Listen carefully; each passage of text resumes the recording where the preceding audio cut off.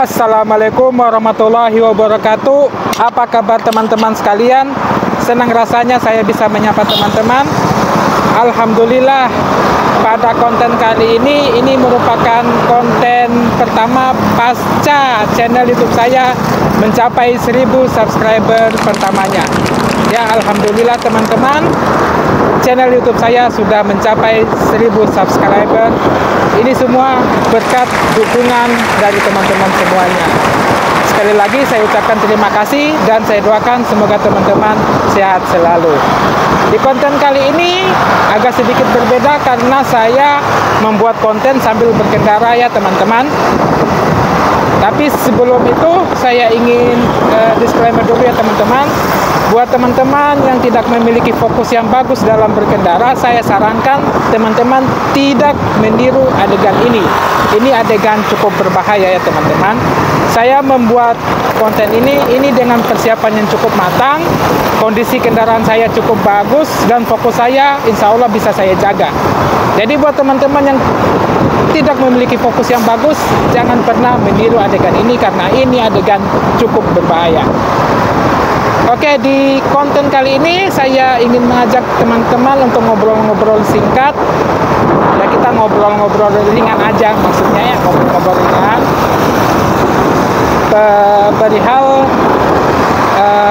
perayaan 1000 subscriber di channel YouTube saya. Video yang ada di channel YouTube saya ini telah mencapai 118 video dan mudah-mudahan ini menjadi yang ke-119 video. Di konten YouTube saya itu banyak berisi kegiatan-kegiatan perbelanjaan, baik itu kegiatan perbelanjaan barang-barang perabotan maupun pakaian. Ada juga aksesoris. Teman-teman bisa nonton satu persatu di channel ini, itu ada semuanya. Dan di situ ada banyak sekali komentar dari teman-teman, ya. Dan alhamdulillah positif semuanya. Ada juga komentar dari teman-teman itu berupa pertanyaan. Jadi di konten kali ini saya bikin sekaligus menjawab beberapa pertanyaan teman-teman di kolom komentar. Meskipun sudah ada beberapa yang saya jawab di kolom komentar, namun saya mencoba untuk menjawabnya di video kali ini. Oke? Pertanyaan umum yang sering teman-teman tanyakan itu berkaitan dengan konten perbelanjaan saya di Jembatan 5. Apakah ada barang-barang yang bisa dijual serba 5.000? Ya, jawabannya ada ya teman-teman.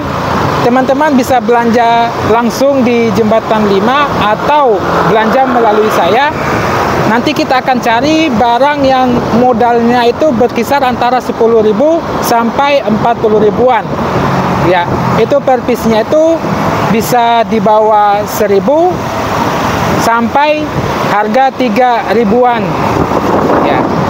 Jadi dari harga di bawah 1.000 sampai 3 ribuan teman-teman bisa menjualnya serba 5.000. Khusus untuk barang-barang yang dijual serba 5.000 itu hanya worth it untuk daerah yang dekat ya.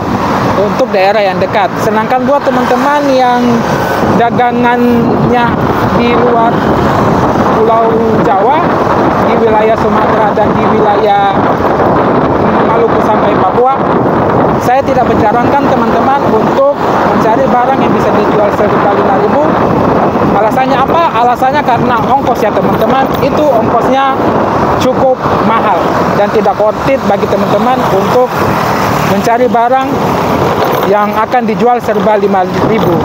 Karena apa? Karena barang perabotan itu rata-rata itu adalah barang ringan makan tempat.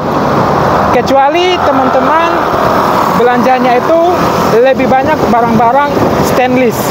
Ya, bukan barang-barang plastikan kayak ember, kayak celengan, kayak gayung.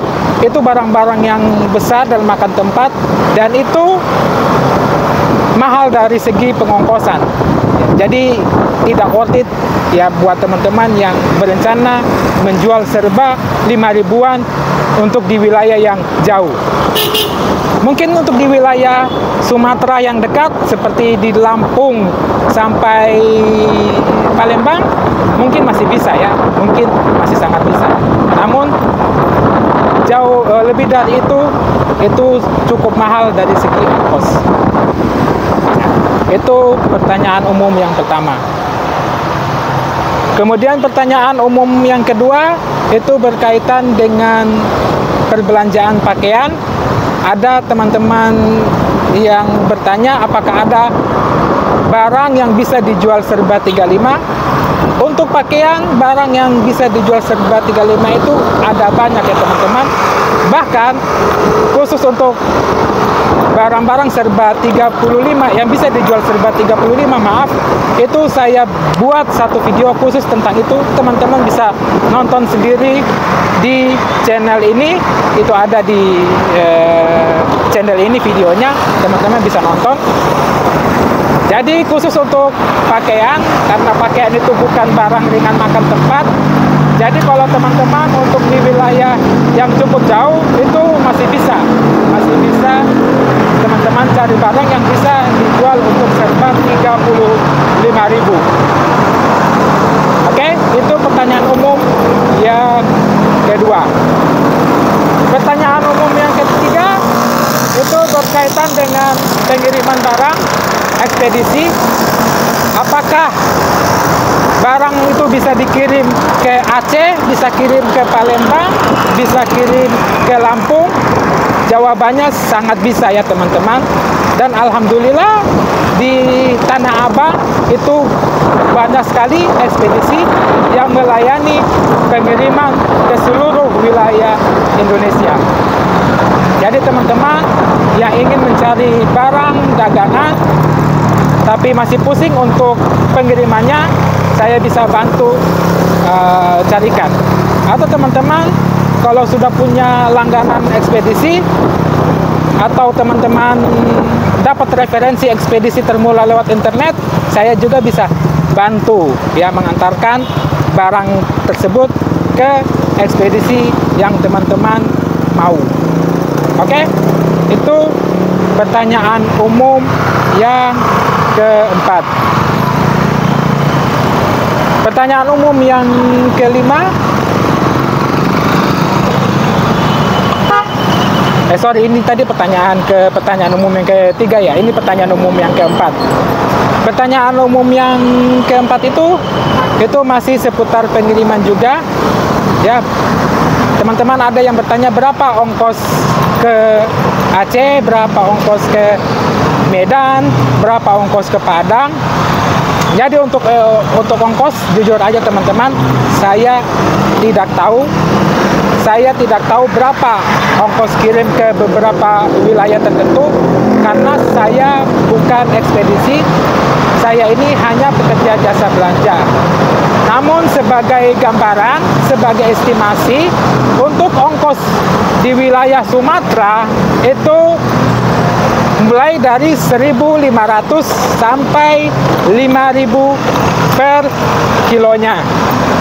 Jadi sebagai gambaran saja, ongkos ekspedisi itu 1.500 sampai 5.000 per kilonya, tergantung jarak ya. Semakin jauh teman-teman dari Jakarta, maka semakin mahal. Dan itu pun juga tiap-tiap ekspedisi itu bisa berbeda-beda harganya. Ya, misalnya ekspedisi A 1.500, ekspedisi B 1.600. Jadi bisa berbeda-beda. Nah, namun gambarannya ongkosnya segitu. Oke. Kemudian ada beberapa pertanyaan di kolom komentar lainnya yang ada sebagian yang saya jawab dan ada sebagian yang tidak saya jawab, terutama buat teman-teman yang menanyakan nomor toko. Kemudian buat teman-teman yang menanyakan nomor toko di kolom komentar, ada yang saya jawab, ada yang tidak saya jawab. Mohon maaf ya, karena tidak semua nomor toko saya simpan. Karena di handphone saya ini sudah ada lebih dari 200 nomor toko. Teman-teman bisa bayangkan jika 200 toko itu mengirim gambar dalam waktu yang bersamaan, itu seperti apa kondisi handphone saya. Handphone saya bisa hang ya teman-teman. Jadi jika teman-teman yang menanyakan nomor toko dan nomor tokonya tidak saya jawab, ya karena memang saya tidak menyimpan nomor toko tersebut. Ya teman-teman, bisa hubungi saya saja, nanti saya akan bantu carikan nomor toko sesuai dengan permintaan teman-teman semuanya. Oke, itu saja konten saya pada sore hari ini. Terima kasih buat teman-teman sudah menonton. Jangan lupa like, komen, subscribe, dan share video ini agar teman-teman yang lain bisa mendapatkan informasi di dalam channel ini. Oke, sekali lagi terima kasih, dan sebelum saya tutup, saya sampaikan kepada teman-teman semuanya untuk selalu berhati-hati dalam berkendara.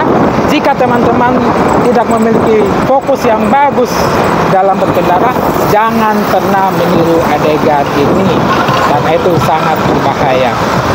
Oke, terima kasih sudah menonton. Sampai jumpa di konten saya selanjutnya. Assalamualaikum warahmatullahi wabarakatuh.